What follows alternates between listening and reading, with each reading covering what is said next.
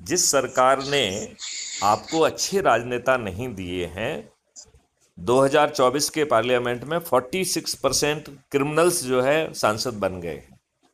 इनमें से 170 जो है वो जघन्य अपराध के अपराधी हैं,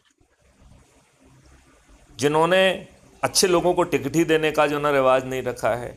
जाति, धर्म, संप्रदाय और जितने भी समीकरण हैं घटिया राजनीतिक, उनके तहत ये लोगों को शॉर्टलिस्ट करते हैं दिव्यांश के नहीं करते हैं। सही बात है सर।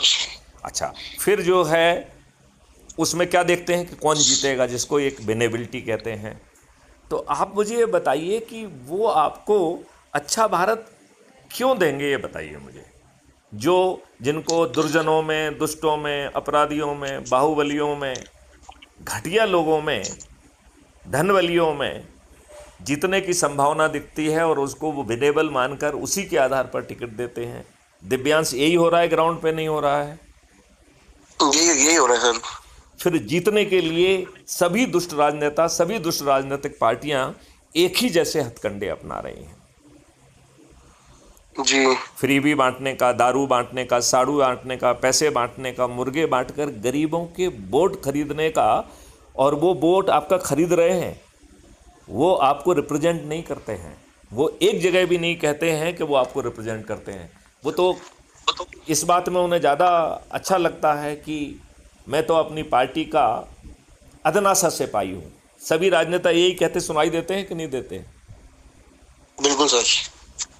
तो उनके सहारे क्यों हो? यदि मैं बड़ा सरल सा उपाय बता रहा हूँ कि अपने लोगों को जोड़कर संकल्प दिला के ऐप्स के माध्यम से जुड़ जाइए, हर रविवार को इकट्ठे हो जाइए, अच्छे भारत का संकल्प ले लीजिए, तो हर व्यक्ति को उसकी मुराद मिल रही है। जो सत्ता का ताज चाहना चाहता है, यदि वो गांव की मेरिट लिस्ट में मेहनत करके आता है तो सरपंच बन जाएगा, मोहल्ले में आता है तो मेयर बन जाएगा, यदि वो शहर में आता है तो मेयर बन जाएगा, जिले में आ जाएगा तो जिला पंचायत अध्यक्ष बन जाएगा, और प्रदेश में आ जाएगा तो मुख्यमंत्री बन जाएगा, और